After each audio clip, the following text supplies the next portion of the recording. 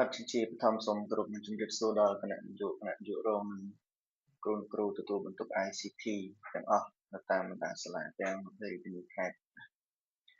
ញ្ចឹងសម្រាប់វីដេអូនេះខ្ញុំនឹងចែករំលែកពីរបៀបនៃការរៀបចំទៅលើទេអញ្ចឹងរបៀបទី1លោកគ្រូចូលមកក្នុងប្រព័ន្ធសិនមកសូមទោសគណនីអត់ត្រឹមត្រូវ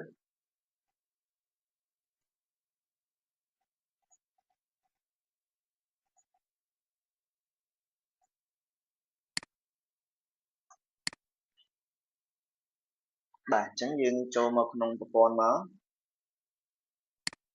អញ្ចឹងបន្ទាប់ពីលោកគ្រូយើងចូលមកក្នុងប្រព័ន្ធហើយបាទយើងកុំបង្អង់យូរអីបាទយើងទៅផ្នែកការកំណត់ប្រព័ន្ធបន្តមកទៀតយើងចុចទៅលើប៊ូតុងមុខវិជ្ជាមកបាទអញ្ចឹងវានឹងចេញក្រុមមុខវិជ្ជាស្តង់ដារបន្ទុកបាទក្នុងនោះគឺមាននិទេសដែរអញ្ចឹងយើងចុចលើនិទេសមកបាទអញ្ចឹងមកដល់ត្រង់ចំណុចនេះចំណុចទី1នៅតាមបណ្ដាសាលាមួយចំនួនគឺគាត់មានតែមធ្យមភាគសរុបបាទហើយសាលាមួយចំនួនទៀតគឺអត់មានទាំងពីរហ្មងបាទអត់ទាន់ធ្វើទេអញ្ចឹងនៅកន្លែងនេះអាស្រ័យទៅតាមកម្រិតទេបាទកម្រិតបឋមយើងជ្រើសរើស filter មើលកម្រិតបឋមទៅហើយកម្រិតមធ្យមយើងធ្វើតាមកម្រិតមធ្យមទៅប៉ុន្តែរបៀបនៃការអនុវត្តធ្វើគឺដូចគ្នាអ្វីដែលខុសគ្នាគឺមធ្យមភាគហ្នឹងគឺវាប្រែប្រួលទៅតាមកម្រិតបឋមឬក៏កម្រិតមធ្យមទៅតាម maximum នៃបន្ទុកបាទអញ្ចឹងចំណុចនេះខ្ញុំសូមលើកពីកម្រិតបឋមចុះបាទចំពោះកម្រិតបឋមលោកគ្រូយើងចូលមកមើលយើងឃើញមានតែមធ្យមភាគចេះហើយមធ្យមភាគនៅកន្លែងនេះ4ជំហានឬក៏6ជំហានអាស្រ័យទៅលើលោកគ្រូទៅតាមបណ្ដាសាលាយើងអនុវត្តទៅតាមភាពជាក់ស្ដែងទៅបាទមិនមែនឲ្យមក follow ទៅតាមខ្ញុំទាំងស្រុងទេសម្បីតែនៅក្នុងអង្គប្រជុំខ្ញុំបានបញ្ជាក់ដែរថាអ្វីថានៅក្នុងប្រព័ន្ធមានប៉ុន្តែលោកគ្រូគុំទុកចិត្តថាវាត្រឹមត្រូវ 100% អីពីព្រោះអីគឺតម្រូវឲ្យលោកគ្រូយើងចូលទៅធ្វើការត្រួតពិនិត្យហើយនឹងកែសម្រួលទៅតាមភាពជាក់ស្ដែងរបស់សាលានីមួយៗបាទបើទោះបីជាក្រុមការងារយើងមានការណែនាំមកថាវាត្រឹមត្រូវ 100% ក៏យើងមិនធ្វើឲ្យត្រូវ 100% ដែរបាទបើធ្វើត្រូវ 100% ដូចជាបង្កឲ្យមានភាពងាយស្រួលសម្រាប់លោកគ្រូយើងច្រើនពេកបាទអញ្ចឹងលោកគ្រូយើងធ្វើឲ្យពិបាកបន្តិចទៅបាទសុំទោសក្រុមការងារយើងក៏ធ្វើឲ្យលោកគ្រូយើងពិបាកបន្តិចដែរបាទឲ្យមកយល់ដឹងអំពីរបៀបនៃការរៀបចំហ្នឹងបាទត្រឹមត្រូវតែម្ដងបាទអញ្ចឹងចំណុចទី1តកតងនឹងសាលាដែលមានហើយយើងគ្រាន់តែពិនិត្យមើលទៅអញ្ចឹងខ្ញុំសូមផ្ដោតសំខាន់ទៅលើការដាក់និទេសជាភាសាខ្មែរនិងភាសាឡាតាំងហ្នឹងបាទអញ្ចឹងលោកគ្រូមើលមកឧទាហរណ៍ថាឥឡូវនេះនៅកន្លែងការពណ៌នានេះយើងឃើញជាភាសាខ្មែរទេនិទេសអញ្ចឹងយើងកែប្រែយើងកែមិនឥឡូវខ្ញុំផ្ដោតសំខាន់ទៅលើមធ្យមភាគមុនណាបាទអញ្ចឹងលោកគ្រូមើលមកខាងចុងនៃចំណុចទី1មកនេះថាឥឡូវចំណុចពីលេខ0មកដល់24បាទព្រោះអញ្ចឹងមធ្យមភាពពី0ដល់24លោកគ្រូមើលមកខាងចុងយើងមានកន្លែងសកម្មភាពឃើញមានចុច3ចុចកែសម្រួលមកនេះ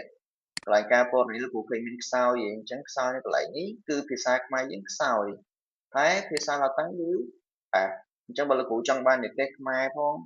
ឡាតាំងផងដាក់ទាំងពីរអញ្ចឹងមកបាទដាក់ទាំងពីរអញ្ចឹងមក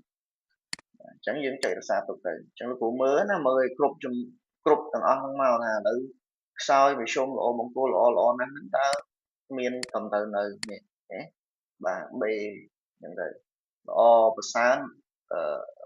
A អញ្ចឹងទៅណាគ្រូរៀនរៀបមករៀបឲ្យបានទាំងពីរហ្នឹងឲ្យហើយមកទី1ទី2តកតងនឹងការបង្កើតសម្រាប់មុខវិជ្ជាហ្នឹងគឺដូចនៅលើផលតាមដាននៃការសិក្សារបស់យើងគឺគ្រូដឹងហើយថាវាមានមុខវិជ្ជាមួយមកវាមាននិទេសតាមមុខវិជ្ជាទៀតអញ្ចឹងយើងបង្កើតមកនេះនៅខាងលើនេះលោកគ្រូចុចប៊ូតុងបង្កើតមកយើងជ្រើសរើសភូមិសិក្សារបស់យើងបឋមយើងរើសបឋមមកវិឈុំយើងរើសមធ្យមទៅកន្លែងប្រភេទនេះលោកគ្រូរើសមកអញ្ចឹងយើងបង្កើតសម្រាប់មុខវិជ្ជាកន្លែងនេះគឺគិតជាភាគរយអូតូអញ្ចឹងមិនបាច់ខ្វល់ទេយើងដាក់បន្ទុកបមាតិបមាយើងមកឥឡូវបន្ទុកបមាប៉ុន្មាន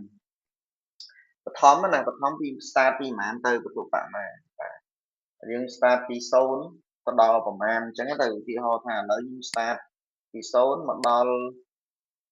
4.99អញ្ចឹងទៅបាទអញ្ចឹងបន្ទុកហ្នឹងគឺគាត់បានខ្សោយបាទអញ្ចឹងខ្សោយនៅកន្លែងនេះនិទេសជាឡាតាំងគឺបាទអញ្ចឹងដាក់ចឹងនេះរក្សាទុកអញ្ចឹងយើងបាននិទេសខ្សោយមួយបាទហើយហ្នឹងណាលោកគ្រូបាទអញ្ចឹងយើងឲ្យយល់គ្នាលើចំណុចហ្នឹងអញ្ចឹងយើងបង្កើតឲ្យគ្រប់6ជំហានមកបើសិនបើសាលាប្រើ6ជំហានយើងដាក់ឲ្យគ្រប់មកដាក់រហូតដល់ A ទៅបាទអញ្ចឹងខ្ញុំឧទាហរណ៍មួយគឺធ្វើអញ្ចឹង សម្រាប់មធ្យមមួយភាគនេះក៏ដូចគ្នាដែរដូចមធ្យមភាគលោកគ្រូឃើញដែរបឋមប្រើត្រឹម4ដែរលោកគ្រូមិនដល់20ព្រោះមធ្យមមួយភាគត្រឹម10ហ្នឹងបាទអញ្ចឹងយើងប្រែប្រួលតាមហ្នឹងកែប្រែតាមហ្នឹងទៅតែនេះគឺជាការឧទាហរណ៍គឺយើងធ្វើបានចំណុចទី1ចំណុចទី2នៅពេលដែលយើងធ្វើការកែប្រែអានេះរួចរាល់ហើយអស់ហើយបាទនៅកន្លែងនេះណាបាទយើងធ្វើការកែប្រែហើយរួចរាល់ត្រឹមត្រូវ100%ហើយបាទអញ្ចឹងយើងចូលបន្តរបាយការណ៍បន្ទាប់មកយើងមកចូលមកការកំណត់នៅខាងលើនេះមើលឆ្វេងដៃមកនេះការកំណត់របាយការណ៍បន្ទាប់មកលោកគ្រូអូសចូលក្រុមនេះមកអញ្ចឹងនៅកន្លែងនេះមើលនៅខាងក្រោមគេដាក់នៅប្រភេទនិទេសភាសានិទេសអញ្ចឹងតើភាសានោះលោកគ្រូចង់បានជាលតាំងឬក៏ខ្មែរបើចង់បានជាលតាំងរើសលតាំងមកបើចង់បានជាខ្មែរយើងរើសខ្មែរទៅបន្ទាប់មកយើងធ្វើការរក្សាទុកមកផ្នែកខាងលើនឹងស្នាមដៃបាទចឹងនៅពេលដែលយើងធ្វើការផ្លាស់ប្ដូរអញ្ចឹងរួចលោកគ្រូត្រូវចូលទៅក្នុងថ្នាក់ណាមួយដែលលោកគ្រូគិតថាយើងទាញយករបាយការណ៍ដូចជាភាសាខ្មែរហ្នឹងដែលនិទេសជាភាសាខ្មែរហ្នឹងឬក៏លោកគ្រូថាអីខ្ញុំចង់បដូរមកជាភាសាឡាតាំងហើយយើងធ្វើការរក្សាទុកមកបន្តមកទៀតលោកគ្រូត្រូវធ្វើការចូលទៅក្នុងថ្នាក់បាទចូលទៅក្នុងថ្នាក់ដែលមានបន្ទុកដែលយើងបានកណនាចេញភាសាខ្មែរហើយហ្នឹងណាយើងត្រូវកណនាវាឡើងវិញមកបាទកណនាលទ្ធផលឡើងវិញទៅហើយចេញផ្សាយម្ដងទៀតទៅវានឹងចាប់យកជាភាសាឡាតាំងមកវិញពី ABC មកវិញបាទអញ្ចឹងក្នុងវីដេអូហ្នឹងគឺសម្រាប់ការណែនាំគឺមានតែប៉ុណ្្នឹងទេអញ្ចឹងបន្ទាប់ពីនេះទៅគឺលោកគ្រូអាចធ្វើការអនុវត្តតាមភាពជាក់ស្ដែងមកបាទបន្ទាប់ពីការអនុវត្តហើយបើមានសំណួរឬក៏ចម្ងល់អីផ្សេងៗលោកគ្រូអាចធ្វើការតាក់ទងសួរក្រុមការងារនៅក្នុងក្រុមក៏បានឬក៏តាក់ទងតាមលេខទូរស័ព្ទដៃក៏បានដែរបាទសូមគោរពអរគុណសូមគោរពលា